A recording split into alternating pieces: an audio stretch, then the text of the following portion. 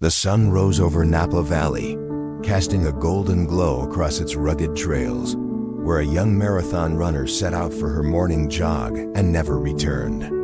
Her car remained parked at the trailhead, untouched, a silent sentinel in a mystery that would haunt her loved ones for 2 agonizing years. Then, in a twist of fate, a retired chef's truffle-hunting pig began digging frantically in a remote corner of the woods, unearthing evidence that would finally unravel the truth of what happened that fateful morning. In mid-September, the air in Napa Valley carries a unique weight, a dry, golden heat thick with the scent of sun-baked earth, wild rosemary, and the distant sweet promise of grapes ripening on the vine. For the residents who call this place home, the landscape is more than just rolling hills and world-class vineyards. It's a sprawling backyard of rugged beauty, crisscrossed by a network of trails that snake through oak forests and up into the chaparral-covered ridges. These paths are a sanctuary for hikers, mountain bikers, and runners, people drawn to the quiet challenge of the terrain. Veronica Hensley was one of those people. At 28, she moved with the disciplined grace of someone who understood her own body's mechanics. As a physical therapist, her life's work was dedicated to healing and strengthening others, a principle she applied to herself with unwavering rigor. She was an avid marathon runner, a familiar sight on the local trails, her blonde ponytail a steady metronome against her back as she logged mile after grueling mile. Her friends and family saw her as a beacon of strength and vibrancy, a woman who found as much peace in the solitude of a long run as she did in the company of those she loved. Her boyfriend, David Chen, a software engineer with a shared passion for the outdoors, was often by her side. On the afternoon of Tuesday, September 15th, 2020, they jogged together along the familiar dirt path of the Channel Trail, a route locals called the CHNH. As David would later recount to investigators, it was a perfect afternoon. They paused at a well-known junction marked by a weathered wooden signpost. The carved letters read CHNH with an arrow and below it the number 500. He remembered pulling out his phone, wanting to capture the moment. Veronica, flushed from the run, leaned against the sign, a bottle of water in her hand. She flashed a smile, effortless, radiant, and completely genuine. The click of the phone's camera froze the image in time, her bright eyes, the faint sheen of sweat on her brow, the backdrop of endless trees and golden grass. It was the last photograph ever taken of her. Their routine was comfortable, established.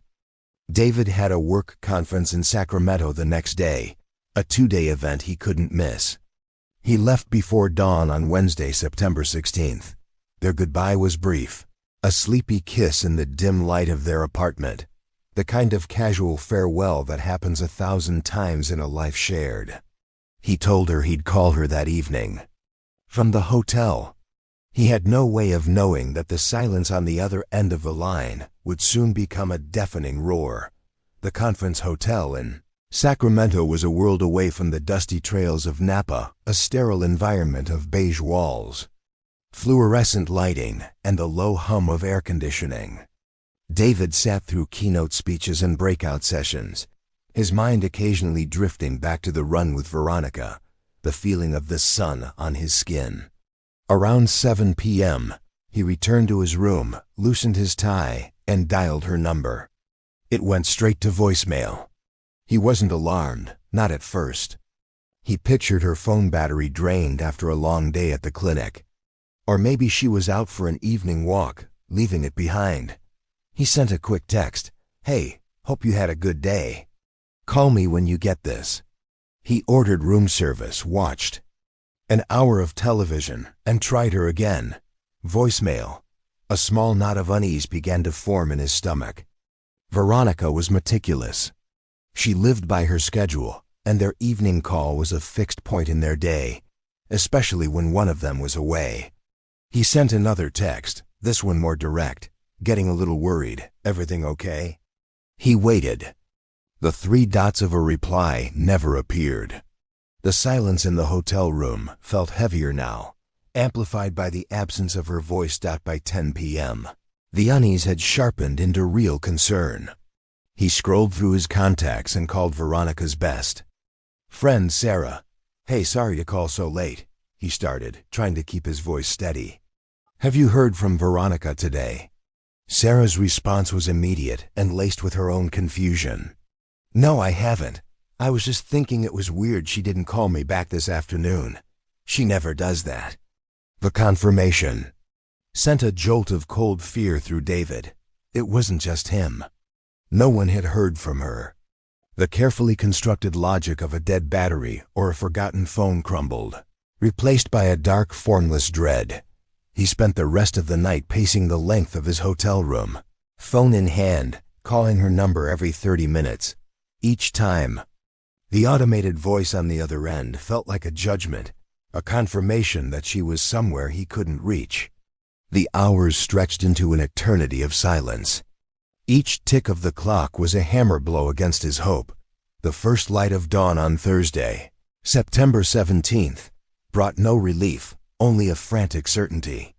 David checked out of his hotel before the sun had fully risen and began the drive back to Napa, his mind racing through 1,000 terrible scenarios. As he drove, he made the call he never imagined he would have to make. He dialed 911, and his voice cracking with a mixture of fear and exhaustion, reported Veronica Hensley missing. He explained her routine to the Napa County Sheriff's Office. Dispatcher with painstaking clarity, her unwavering habit, a solo run every morning she wasn't working, always on the CHNH trail system. She would have left around 8 a.m. on Wednesday. She should have been home by 10 a.m. at the latest. The dispatcher, trained to handle panic with calm procedure, took down the information and assured him deputies would be dispatched immediately to the trailhead. When David finally arrived, the scene was already cordoned off with yellow tape. 2 patrol cars were parked near the entrance, their presence a stark and official violation of the tranquil setting. And there, tucked away at the far end of the dusty lot, was Veronica's silver sedan. It was locked, undisturbed. A half-empty water bottle sat in the center console. A pair of sunglasses rested on the passenger seat. The car was a silent, chilling testament. She had made it to the trail. She had started her run, just as she always did. But somewhere in the vast sun-drenched wilderness that stretched out beyond the parking lot, Veronica Hensley had vanished, and the search for her had just begun. The initial response from the Napa County Sheriff's Office was swift and by the book. The trailhead, once a peaceful gateway to the wilderness, transformed into the epicenter of a burgeoning investigation. Yellow tape, stark and artificial against the natural browns and greens of the landscape, cordoned off Veronica's car and a wide perimeter around it. The deputies who first arrived moved with a practiced calm, their faces grim. They photographed the vehicle from every angle, the thin layer of dust on its hood, a silent clock marking the passage of time since she'd arrived. Through the glass, the mundane objects inside the sunglasses, the water bottle had taken on a sinister significance.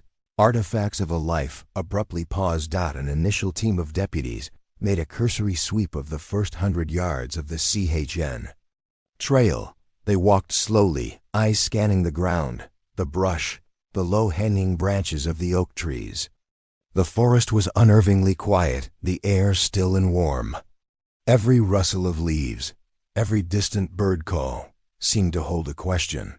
They found nothing, no scuff marks, no dropped keys, no signs of a struggle. It was as if Veronica had simply been erased from the landscape the moment she stepped onto the path. The vastness of the park loomed over them, a silent, indifferent witness. The deputies knew, looking into that dense expanse of trees and hills, that this was not a task for a handful of officers. This would require an army. By midday, that army began to arrive. The parking lot swelled with the vehicles of the Napa County Search and Rescue Team, white trucks and vans emblazoned with the official insignia. A mobile command post, a large RV equipped with radios and satellite links, was established under the shade of a sprawling oak tree. Seasoned volunteers, men and women in their 30s, 40s, and 50s, emerged, their faces set with a familiar mixture of determination and solemnity. They were teachers, electricians, and retirees who dedicated their free time to finding the lost. The SAR team leader, a man named Frank Hewitt, with a weathered face and eyes that had seen too many of these operations, unrolled a massive topographical map across a folding table. The intricate web of contour lines depicted a brutal terrain of steep ascents, deep ravines, and countless intersecting paths, many of them unofficial and unmaintained. He began marking the map with a red grease pencil, outlining Veronica's probable route, establishing search grids, and assigning sectors to different teams. David stood nearby, a ghost at the edge of the activity, his face pale and drawn. He answered questions, confirmed details about Veronica's gear and fitness level, but his eyes kept drifting to the trail, to the dark opening in the trees that had swallowed the woman he loved.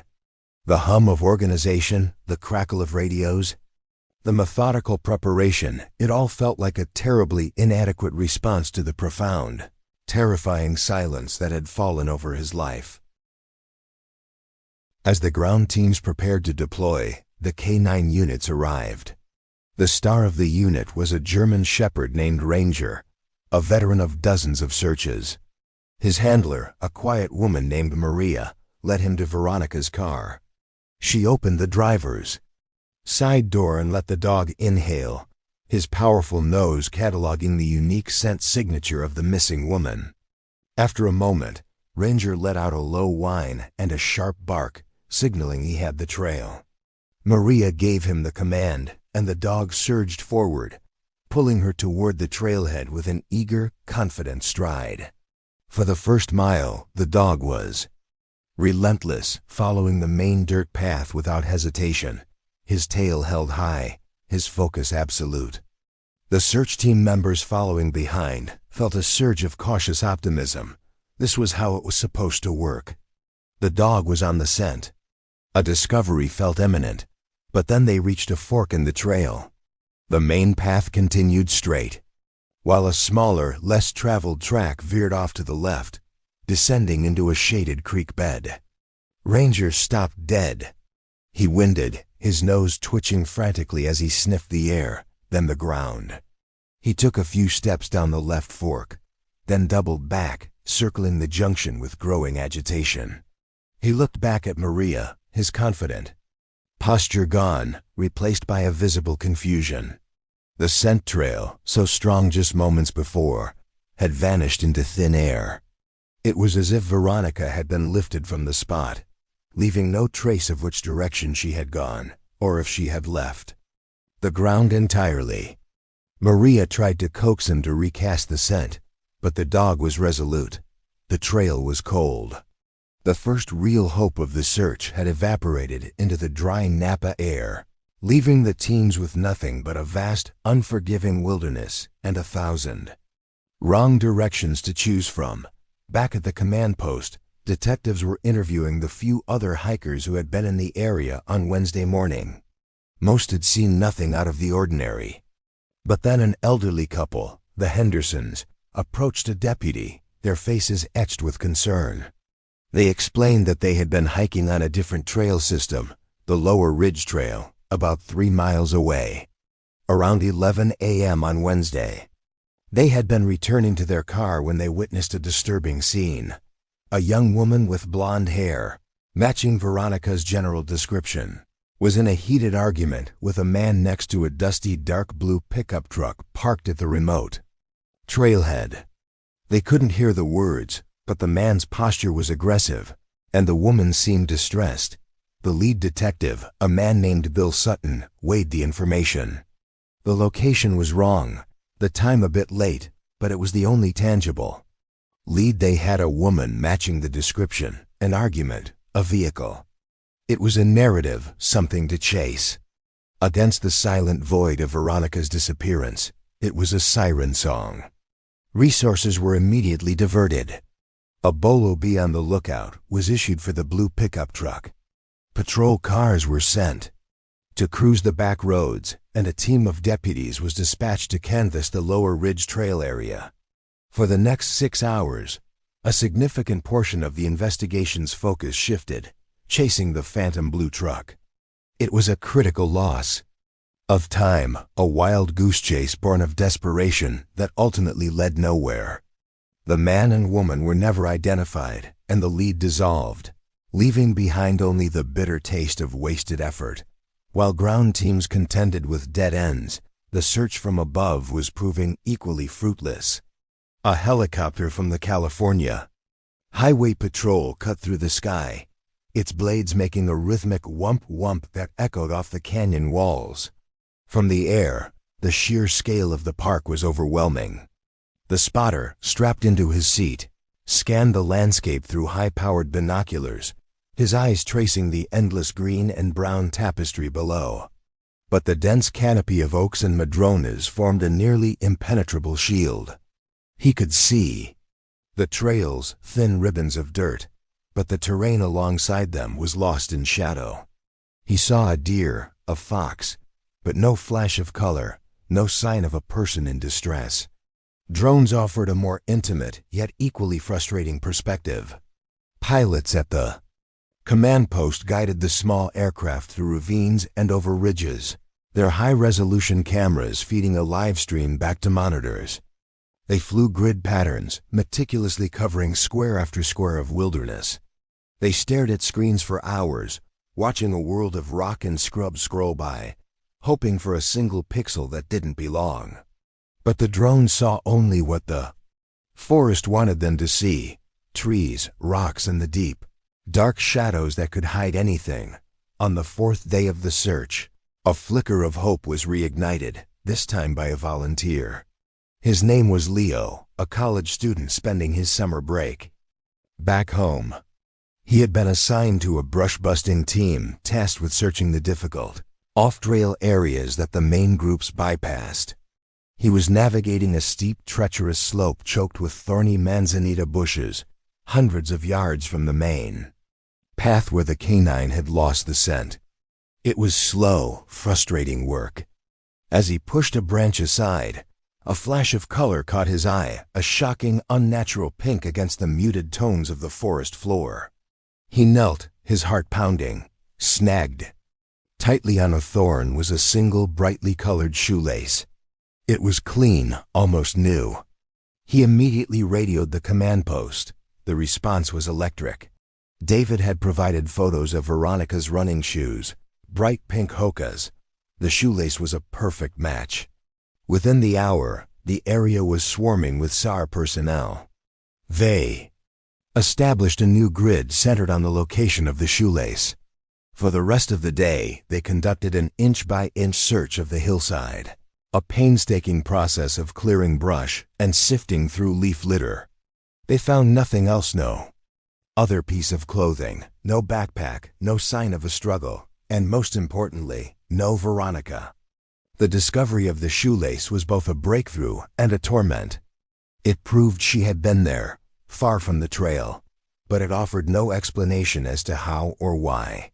Had she been dragged there? Had she run in panic? Had she simply dropped it? The single vibrant clue hung in the air, a question mark suspended over a landscape that refused to provide an answer. As the days wore on, the investigation turned inward, as it always does. Detectives sat down with David in a quiet room at the sheriff's station. The questions were polite but probing, designed to dismantle a timeline and expose inconsistencies. They asked him to recount his trip to Sacramento minute by minute. Where did he stop for gas? What time did he check into the hotel? Who did he speak to at the conference? David, hollowed out by grief and lack of sleep, answered them all, his frustration simmering beneath a surface of weary cooperation. While he spoke, another team of detectives was already at work verifying his story. They pulled his credit card records, confirming a purchase at a Starbucks in Sacramento. They obtained security footage from the hotel, showing him at the check-in desk at the exact time he'd stated. They subpoenaed his cell phone records, and the tower data was irrefutable. His phone had pinged towers, consistently along the I-80 corridor and within Sacramento for the entire duration of Veronica's disappearance. He was without a doubt exactly where he said he was. The lead detective informed him he was cleared. It was a moment that should have brought relief, but for David, it only deepened the despair. If he wasn't responsible, then a stranger was. And that possibility was infinitely more terrifying. After 2 weeks, the relentless Napa sun had baked the ground hard and the wind had scoured the trails clean. The search had covered over 50 square miles of brutal terrain. The volunteers were exhausted, their hope worn thin. The resources were stretched, and the chances of finding Veronica alive had dwindled to almost nothing. On the morning of September 30th, Frank Hewitt, the SAR commander, made the call. At a brief press conference near the trailhead, he stood before a bank of microphones and announced that the active, large-scale search for Veronica Hensley was being suspended. He used formal, careful language, transitioning to a limited, continuous search. Investigation remains open, but the meaning was clear. The Army was going home. The command post was dismantled. The maps were rolled up and the yellow tape was taken down. As the last of the SAR trucks pulled out of the parking lot, David and Veronica's sisters stood together at the edge of the trail. The familiar sounds of the search, the radios, the helicopters, the shouts of the volunteers were gone, replaced by the profound and terrible silence of the wilderness. The forest had taken its secret, and for now, it was refusing to give it back. A year is a long time, long enough for seasons to turn, for wounds to scar over, and for the sharp edges of a crisis to be worn smooth by the relentless rhythm of daily life. For the public, the story of the missing Napa runner had faded. Her face, once a fixture on local news and community bulletin boards, was now rarely seen. Other tragedies, other headlines had taken its place. The yellow ribbons that had once adorned the trees near the trailhead had frayed and fallen, absorbed back into the landscape. In the fall of 2021, a year after the search was suspended, Veronica Hensley's case was officially moved to the cold case files of the Napa County Sheriff's Office. It was a procedural step, a quiet acknowledgement that all leads had been exhausted. The thick binder containing her case filled with topographical maps, witness statements, and the single lonely photograph of a pink shoelace was placed on a shelf alongside dozens of others. Each file represented a life interrupted, a story, without an ending to the system. Veronica was now a statistic, a puzzle waiting for a missing piece that might never be found. The wilderness had won, but for Veronica's family, there was no such thing as a cold case. Her absence was a raw, daily presence, a void that time could not fill. Her younger sister, Jessica, became the family's unwilling torchbearer. A graphic designer by trade, she channeled her grief into action. She created a Facebook page, Find Veronica Hensley, which quickly became a digital hub for a small but fiercely dedicated community of supporters. She posted the last photo David had taken, Veronica's bright smile, a stark contrast to the growing darkness of the mystery. She shared memories, anecdotes, and pleas for information, her posts a constant refusal to let her sister's story be forgotten. On the anniversary of Veronica's disappearance, Jessica organized a memorial run. Dozens of people from the local running community would gather at the CHNH trailhead, their mood a somber mix of remembrance and defiance. They would run the first mile of the trail together, a silent procession of footsteps on the dusty path, before returning to the parking lot to share stories and release balloons into the vast, indifferent sky. It was a ritual of hope in the face of hopelessness, a way of keeping Veronica's spirit alive in the very place she was last seen. Meanwhile, in the shadowy corners of the internet, Veronica's story took on a different life. On Reddit forums and true crime blogs, amateur sleuths dissected every detail of the case. Theories multiplied like spores in the dark. Some argued for a tragic accident, a fall into an undiscovered ravine, her body hidden by the dense terrain. Others pointed to a mountain lion attack, citing the remote location and the lack of a struggle at the trailhead. A more persistent theory was that of a planned disappearance. Had Veronica, despite her seemingly happy life, simply walked away? The lack of evidence was, to some, evidence in itself. She was fit, smart, and knew the wilderness. Could she have orchestrated her own vanishing? The idea, though painful for her family, offered a sliver of hope that she might still be alive somewhere. 18 months after Veronica vanished, in the spring of 2022, a terrifying incident sent a ripple of fear through the Napa community and briefly reignited interest in her case. A woman in her early 20s was jogging on a trail about 5 miles from where Veronica had disappeared. She reported being followed by a man in a nondescript, older model sedan. He had parked at a turnout and watched her as she ran past. On her return loop, he was standing outside his car. As she approached, he exposed himself to her before jumping back into his vehicle and speeding away. The woman, though shaken, was able to provide a vague description of the man and his car. The incident was chillingly reminiscent of the false lead from the initial search, the man arguing with a woman by a pickup truck. The fear of a trail predator stalking the parks around Napa resurfaced with a vengeance. The sheriff's office increased patrols and issued public warnings. For a few weeks, Veronica's case was pulled from the cold case files. Detectives re-examined the possibility that she had been the victim of a random predatory attack. Was the man who exposed himself the same person who had abducted Veronica? The theory was compelling, but ultimately it led nowhere. The man was never identified. No other incidents were reported. The blue pickup truck from the initial sighting remained a ghost. With no new evidence to connect the flasher to Veronica's disappearance, the brief flicker of activity on her case died down. The file was returned to the shelf, and the void of the last 18 months settled back in, deeper and more silent than before. The trail predator, if he even existed, remained a shadow, and the truth of what happened to Veronica Hensley remained buried somewhere in the hills. Waiting, 2 years after Veronica's disappearance, the vibrant greens of Napa's spring had given way to the deep sun-scorched golds of early autumn. The air was dry, the ground hard, and the forests were a tinderbox waiting for a spark.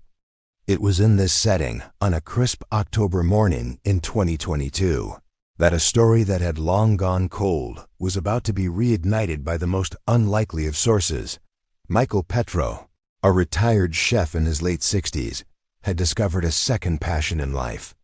After hanging up his apron, truffle hunting. It was a hobby that combined his love for gourmet ingredients with his appreciation for the quiet solitude of the woods. His partner in this venture was Rosie, a cunicoon pig whose discerning snout was far more effective than any dog's. That morning, Michael and his wife Sarah had driven their old pickup truck deep into a remote stretch of oak forest in Napa County, miles from any marked trail or public park. This was private land, a sprawling ranch whose owner gave Michael permission to forage, knowing he respected the terrain. They were in a promising area, the ground beneath a grove of ancient oaks damp and shaded. Rosie, usually methodical, began to dig with a frantic, almost feverish excitement. Her snorts were sharp and insistent. "She's got a big one, Sarah," Michael called out, a grin spreading across his face. He knelt beside the pig, his hands moving to help clear the rich, dark soil. He expected to feel the firm, rounded form of a prized black truffle. Instead, his shovel struck something soft and pliable, something that gave way with a sickening, unnatural yielding. He paused, frowning. He pushed Rosie gently aside and began to dig more carefully with his hands. He cleared away the loose dirt and leaves, his fingers brushing against a thin, slick surface. It was plastic. He worked his way around the edges, his initial excitement curdling into a knot of apprehension. The object was a bag, buried just a foot beneath the surface. With a final pull, he worked it free from the shallow grave. "Michael," stood up holding the bag. It was a translucent grocery-style plastic sack, caked with dirt and grime, but its contents were horrifyingly visible through the weathered film. Sarah gasped, her hand flying to her mouth. Inside, tangled together, in a compressed, soiled mess, was a woman's athletic clothing, a faded pink and white sports bra and a pair of black running shorts. Alongside the clothes lay other, more intimate items, a used, unrolled condom, a sealed blue Durex wrapper, and a used tampon. The items were a grotesque tableau, a story of violence and violation preserved in the earth. The air moments before, filled with the scent of oak and damp soil, now seemed thick with the stench of a long-held secret. Sarah's gaze was fixed on the soiled clothing inside the plastic. It was the sports bra, the distinct gradient of white to pink, that snagged her attention, pulling a half-forgotten image from the depths of her memory. Her mind raced, connecting the dots with a sudden, sickening clarity. The missing runner, the news reports from 2 years ago, the photos of the smiling blonde woman in her running gear, the clothes in the bag, they matched. She knew with a certainty that chilled her to the bone what this was. Her hands trembled as she fumbled for her smartphone. "Hold it up, Michael," she said, her voice thin and shaky. "Don't move it. Just hold it up." Michael, his face pale and grim, held the bag aloft. The autumn sunlight filtered through the trees, illuminating the disturbing contents. Sarah snapped a photo, the click of the shutter unnaturally loud in the silent woods. Then another. She knew how important it was to capture the evidence exactly as it was found, before it was disturbed, before the story it told could be altered. They stood there for a long moment, the two of them and the pig, guardians of a terrible discovery. They knew they couldn't touch it further. They had to call the police. The drive out to meet the deputies felt surreal. They left the bag where it was, marking the spot with a bright orange ribbon tied to a tree branch. When they finally met 2 Napa County Sheriff's deputies on a remote dirt road, their story tumbled out in a rush of panicked, fragmented sentences. They showed the deputies the photos on Sarah's phone. One of the deputies, a veteran detective, named Dave Riley, felt a jolt of recognition as he looked at the image. He had been a junior detective when Veronica Hensley vanished. He remembered the posters, the fruitless searches, the photo of her in that same pink and white top. He remembered the single pink shoelace. This wasn't just a potential lead, this was the case. Ripped open after 2 years of silence, the discovery sent a shock wave through the department. The quiet of the cold case unit was shattered. Within hours, the remote patch of woods was transformed into a major crime scene, cordoned off with miles of yellow tape. Forensic teams in white suits descended on the area, conducting a meticulous grid search around the old oak tree. The bag was carefully excavated, sealed in an evidence container, and rushed to the state crime lab in Sacramento. At the lab, the work began immediately. The clothes were carefully separated and examined. Under the harsh lights of the forensic lab, they were undeniably Veronica's. The style, the brand, the colors, a perfect match to the photos David had provided. The focus then shifted to the most critical pieces of evidence, the condom and the tampon. Scientists in sterile labs began the painstaking process of extracting DNA, working against the degradation of time and the elements. They were searching for a ghost, a genetic profile that could give a name to the shadow who had haunted this case for 2 years. The entire investigation now hinged on what secrets those tiny, discarded items held. The California Department of Justice Crime Lab in Sacramento operates in a world of sterile precision, a place where microscopic traces can unravel the most complex of crimes. For the forensic scientists assigned to Veronica Hensley's case, the evidence bag represented both a challenge and a profound opportunity. 2 years of exposure to moisture, bacteria, and fluctuating temperatures in the soil could easily have destroyed any viable DNA. The team worked with a quiet, Intense focus, knowing that the hopes of a family and a police department rested on their efforts. Days turned into a week. Then the breakthrough came. The lab successfully extracted a full viable male DNA, a profile from the used condom. The sample was clean, uncompromised. It was a long shot, but it was the best shot they'd had since the search began. The profile was immediately uploaded to the Combined DNA Index System, or CODIS, a vast national database containing the genetic fingerprints of convicted felons, arrestees, and unidentified crime scene evidence. The system began its search, cross-referencing the profile against millions of entries. The wait was agonizing. Then, a hit. The DNA profile from the condom matched an existing entry in the database. The name that flashed on the screen was Mark Jennings, a 45-year-old landscaper living in a small, unassuming rental house on the outskirts of Napa. His entry in CODIS stemmed from a decade-old conviction for indecent exposure, a misdemeanor that had required him to submit a DNA sample. It was a minor offense, but to the detectives on the case, it was a glaring red flag. Predators often start small and escalate. The name Mark Jennings sent a jolt of electricity through the Napa County Sheriff's Office. Detective Riley and his team immediately launched a covert surveillance operation. They pulled Jennings's records. He was a quiet loner with no close family, a man who kept to himself. He ran a small, independent landscaping business, which gave him a legitimate reason to be all over the county, including near the trail systems and parks. He was a ghost hiding in plain sight. For the next week, a surveillance team shadowed Jennings's every move. They watched from unmarked cars as he went about his daily routine, buying supplies at a garden center, mowing lawns in quiet suburban neighborhoods, eating alone at cheap diners. His life seemed mundane, almost pitiably so. But then they observed a more disturbing pattern. Several times, they tailed his beat-up work truck as he drove slowly past various trailheads and parks throughout the county, including popular jogging spots near Lake Hennessy and Skyline Park. He wouldn't stop, but he would slow his vehicle to a crawl, his gaze lingering on the female joggers running along the paths. The way he watched them was predatory, a hunter assessing his prey. The behavior was chillingly consistent with their theory. He wasn't just a landscaper.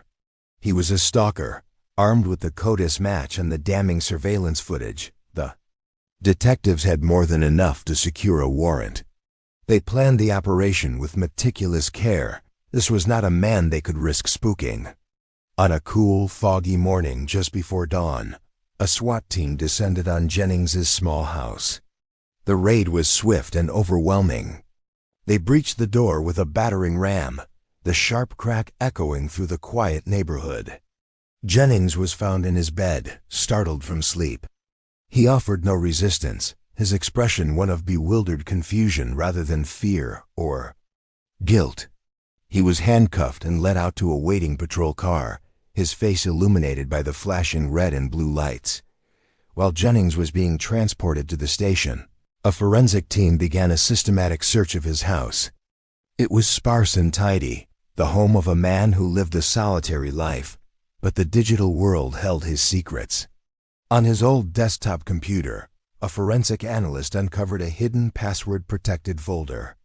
Inside were hundreds of photographs, all taken with a powerful telephoto lens. They were candid, invasive pictures of women, unaware they were being photographed. Their moments of private exertion captured and cataloged by an unseeing voyeur. Among the files were dozens of photos of Veronica, some dating back weeks before her disappearance. Jennings had been obsessed with her. In the sterile gray interrogation room, Mark Jennings sat in silence. He was a stark contrast to the monster they had imagined, physically unimposing, with thinning hair and a soft, paunchy middle. He answered basic questions with quiet, one-word answers, his eyes avoiding contact. Detective Riley began by placing a photo of Veronica on the table. Jennings glanced at it, his face betraying no emotion. For hours he denied everything, claimed he'd never seen her before, Never been to that trail. Then Riley played his trump card. He slid a copy of the lab report across the table. "Your DNA, Mark," he said. "It was found inside a condom. Buried with her clothes." "Explain that." Jennings stared at the paper, his facade beginning to crack.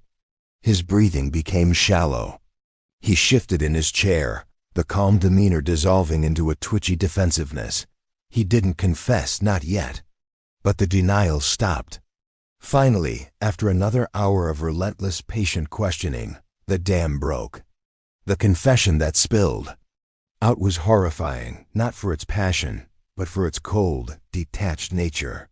He spoke of Veronica with a chilling sense of ownership. He had watched her for weeks, he said, memorizing her running schedule. He described his fantasy, his obsession. On the day she disappeared, he had waited for her on a remote, overgrown section of the trail, ambushing her. His account of the assault was delivered in a flat monotone, but it was his justification that truly shocked the seasoned detectives. "She was asking for it," Jennings said, his voice devoid of emotion. "Running around like that in those short clothes, so beautiful, it's not my fault. A man can only take so much." He admitted that he had killed her when she fought back, strangling her in a moment of rage. He then buried her clothes in one location and her body in another, a calculated move to throw off any potential investigation. The confession was a victory, but it was an incomplete one. Veronica was still missing. As part of a plea agreement to take the death penalty off the table, Jennings agreed to lead them to her body. The next day, a grim procession of police vehicles followed Jennings's directions deep into another, even more remote section of the Napa wilderness, miles from where the Petros had found the bag. He pointed to a spot beneath a cluster of bay trees. After hours of careful excavation, Veronica's remains were finally recovered. She was coming home. The investigation didn't end there. The hundreds of photographs found on Jennings's computer became a haunting puzzle for detectives. As they meticulously cataloged the images, they began cross-referencing the women in the photos with unsolved missing persons cases from neighboring counties.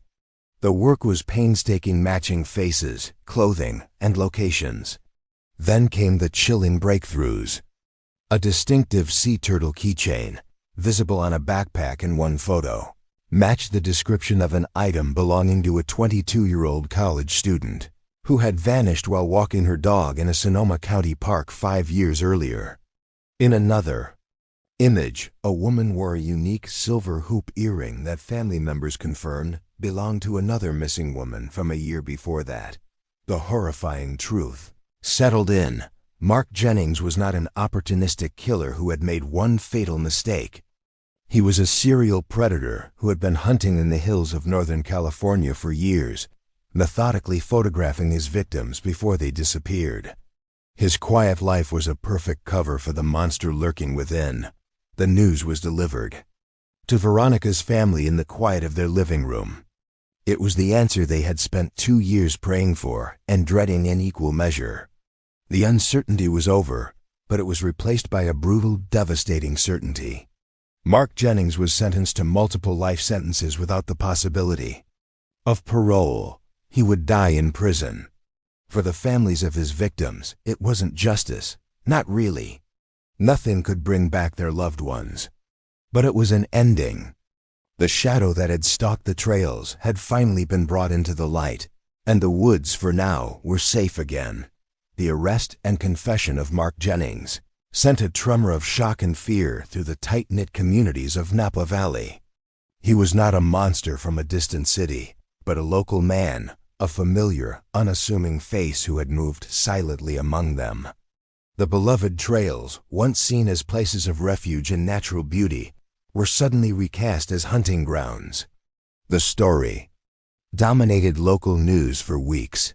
Female joggers and hikers spoke of a newfound unease, of looking over their shoulders on paths they had once traveled without a second thought. The case became a catalyst for change.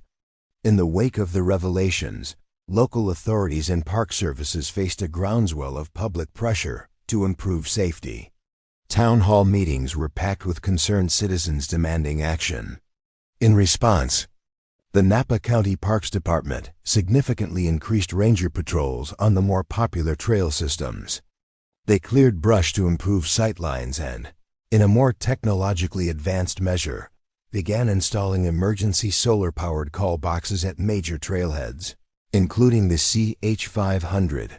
The changes were a direct result of Veronica's tragedy, a community's attempt to reclaim its sense of security. Months later, after the legal proceedings had concluded, Veronica Hensley was finally laid to rest. The service was private, attended by family and close friends who shared memories of her vibrant spirit, her infectious laugh, and her unwavering dedication. But the community needed a public way to mourn and to remember. The running club she had been a part of, in collaboration with her family, raised funds to dedicate a memorial bench in her name. It was placed at the CH trailhead, positioned to overlook the start of the path she had loved so much. The story of Veronica's disappearance and the capture of her killer is a dark tapestry woven with threads of tragedy, obsession, and police work, but it is impossible to tell without acknowledging the final improbable thread, the one of pure chance. The resolution hinged on a series of events so unlikely they border on the miraculous. If Michael Petro, the retired chef, hadn't chosen that specific remote patch of woods for his truffle hunt that October morning, if his pig, Rosie, with her keen and determined snout, hadn't been drawn to that exact spot beneath the old oak tree, if she hadn't dug with such unusual insistence, if Michael and Sarah hadn't understood the gravity of what they'd found and had the presence of mind to preserve the scene, if any one of those things had not happened, the plastic bag containing the key to the entire mystery might have remained buried in the earth for decades, its secrets slowly decaying into nothing. Mark Jennings would have continued his quiet, predatory existence, perhaps claiming more victims, his dark hobby hidden behind the mask of a lonely landscaper. It was a stark reminder that sometimes, in the search for justice, the most crucial clue can be unearthed not by technology or forensics, but by the simple, persistent instinct of an animal searching for a treasure in the dirt.